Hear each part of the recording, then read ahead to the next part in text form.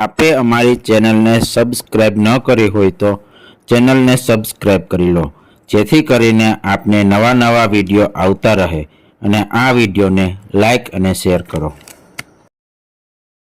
સ્નાન સમયનું પદ છે કે જસુમતી જબહી કહો નાવવન, રોઈ ગઈ હરી લોટ તરી, તેલ ઉબટનો લે આગે ધર, લાલકી ચોટી પોત તરી, મેં બલી જાઉં ઇન મોહન કી, કિતરોવત બિન કાજે, પાછે ઘર રાખ્યો ચોરાય કે, ઉબટનો તેલ સમાજે, મહરી બહોત વિનતી કર રાખત, માનત નહીં કન્હાઈ, सूरश्याम अति ही बिरुजाने सूर मुनि अंत न पाई. અર્થમાં કહે છે કે જ્યારે જશોદાજીએ શ્યામ સુંદરને સ્નાન કરવાનું કહ્યું ને, ત્યારે પ્રભુ આડોડતા આડોડતા રડવા લાગ્યા. યશોદામાં તો તેલ અને સુગંધિત પદાર્થો લઈ લાલાની ચોટી ધોવા લાગ્યા. યશોદાજી કહે છે કે હે લાલન, હું તારા પર વાળી જાઉં છું, કારણ વિના તું શા માટે રડે છે? કે આવું કહીને તેલ અને સુગંધિત પદાર્થો જે લાલનને સ્નાન કરાવવા લાવ્યા હતા ને, એ પીઠ પાછળ સંતાડી દીધા એણે. જશોદાજી લાલાને નહીં રડવા અને નહીં આડોટવા વિનંતી કરે છે, પણ કાનો તો સમજતો જ નથી. સુરશ્યામ આથી અતિ આનંદિત થાય છે. એ બોલી ઉઠે છે કે ખરેખર દેવો અને મુનિઓ એ પણ કૃષ્ણને સમજી શકતા નથી, એ નેતિ નેતિ કંઈ અટકી ગયા છે, તો લાલાની આ લીલાને આપને તો હું સમજી શકીએ. શ્રૃંગાર કરતી વખતનું પદ છે કે ભોગ શ્રૃંગાર મૈયા સુની મોકો, શ્રી વિઠ્ઠલનાથ કે હાથ કો ભાવે, નીકે નવાઈ શ્રૃંગાર કરત હે આછી, આછી રૂચિ સો મોહી પાઘ બંધાવે, તાતે સદા હું હાઈ રહત હો, તું ડરી માખન દૂધ छिपावे, ચિત સ્વામી ગિરિધરન શ્રી વિઠ્ઠલ, નિરખી નૈન ત્રય તાપ નસાવે. એમાં અર્થમાં કહે છે કે શ્રી ઠાકોરજી યશોદાજીને એમ કહે છે કે મૈયા, હે મૈયા, મને છે ને ભોગ અને શ્રૃંગાર એ તો શ્રી વિઠ્ઠલનાથજીના હાથના જ ગમે છે કે, કારણ કે એઓ મને સારી રીતે સ્નાન કરાવે છે ને પછી ખૂબ પ્રેમથી પાઘ બાંધે છે, એથી મને તો હંમેશા અહીં જ રહેવું ગમે છે. વળી તું તો બહુ જ કંજૂસ છે, તારા દૂધ અને માખણ હું ખાઈ જઈશ ને એ બીકથી તું સંતાડી રાખે છે. ચિત્ત સ્વામી કહે છે કે આવા ગિરધર શ્રી વિઠ્ઠલના નયનના દર્શન કરવાથી ત્રણેય પ્રકારના તાપ નાસી જાય છે. હવે શ્રૃંગાર સમયનું સન્મુખનું પદ. રાત સમયે ગિરિધર રાધા દોવું, મુખ દેખત દર્પણ મેં, જોરી કપોલ કહત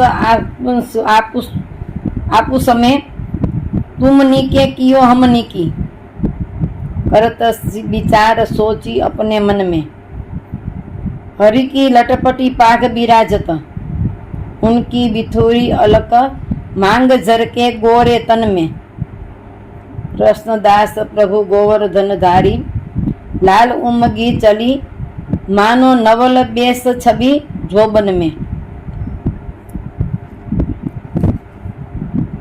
આમાં કહે છે કે સવારમાં શ્રી સ્વામિનીજી અને શ્રી ઠાકોરજી બંને પોતપોતાના મુખ દર્પણમાં જુએ છે ને યુગલ સ્વરૂપ એકબીજાના નજીક જઈ ને વિચાર કરી ને માહે માહે એકબીજાને પૂછવા લાગ્યા કે આપ કયો કે આપણા બેમાંથી કોણ વધારે સુંદર છે?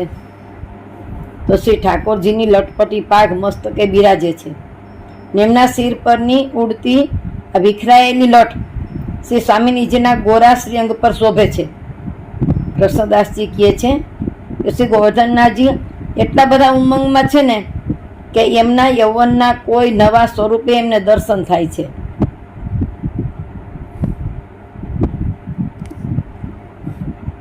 હવે પલનાનું પદ છે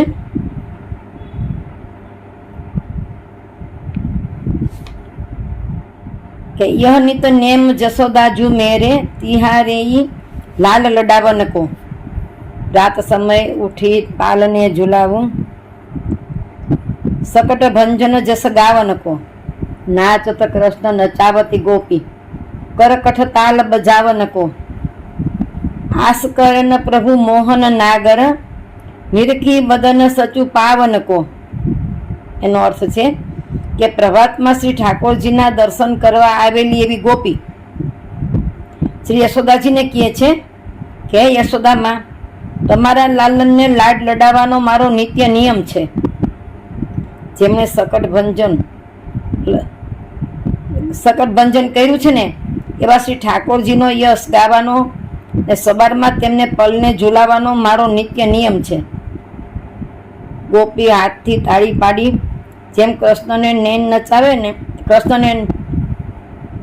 ને એમ કૃષ્ણ નાચે. આસ્કરણ રાજા મોહન નાગર પ્રભુનું આવું વદન કમલ નિરખીને ખરેખર પાવન થાય છે. હવે રાજભોગ વખતનું પદ છે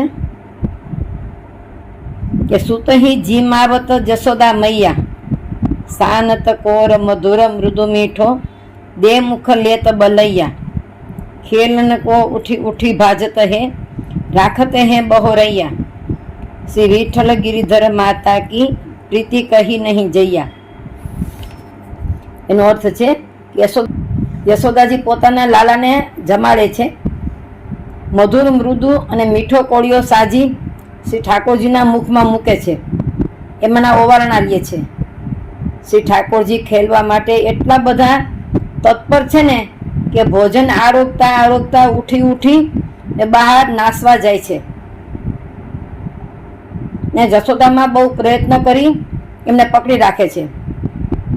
ગંગાબાઈ કહે છે કે જશોદા મૈયાની આવી સ્નેહભરી પ્રીતનું વર્ણન કરી શકાય એમ નથી. બોલો શ્રી